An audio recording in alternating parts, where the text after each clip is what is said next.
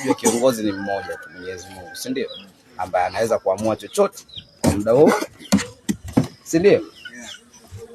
Na Mungu wenyewe anakosewa, lakini anaweza ni mwingi wa rehema, wenyewe anakuambia ni mwingi wa kusamehe. Lakini tunaangalia katika maisha ya kibinadamu, tunaishi katika government, au sio bwana? Unakuta government ikikosolewa inachukua mamlaka, au kuna vitu vinatoka kwa ajili ya mamlaka hayo kwenda kukudhuru moja kwa moja, bila kuangalia wewe ushahidi wa maneno yako uliongea. Je, umelenga kitu gani? Liwe wazo, au tukuchukue wewe tukusaidie ambaye hauelewi nini unachokiongea? Unaelewa? Ndio maana nikaja huku mbali. Kwa sababu gani? Unajua kuna watu ambao wanaitwa ni wajumbe wa Mungu, si ndio? Wamepewa mamlaka na nguvu kutoka kwa Mungu. Wanachokiweza kukifanya, yani anapoongea na Mwenyezi Mungu, ina maana akija akisema kiwe kinaweza kikawa kutokana na nguvu alizokuwa na. Kuna watu hawana hizo nguvu, ila wana nguvu ya government, ina maana wana nguvu ya watu pembeni, si ndio? Hata maamuzi yao waamui, wakiamua wao bado ataenda kutumia watu tena pembeni ili kuja kufanyaje? Kuzuri. Unaelewa?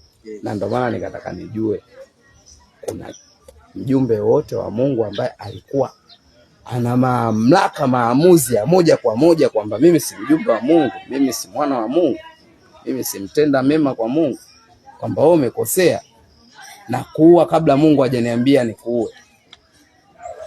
Wewe ulisikia wapi? Nauliza. Na wewe uliona wapi? Na nani alisema huyo mjumbe wa Mungu alifanya hivi na hivi na hivi? Na yeye alikuwa wapi kumuona huyo mjumbe? Vitabu vya Mungu si ndio vinavyosema? Nani alikiandika hicho kitabu cha Mungu?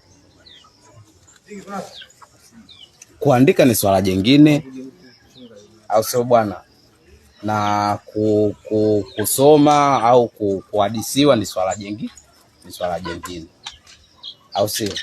Lakini mimi kwangu mimi kwangu mimi kwa upande wangu mimi sijawahi kusikia mtu ametoa maamuzi yake mwenyewe pasina Mwenyezi Mungu mwenyewe kumpa mamlaka ya kwenda kufanya lile jambo.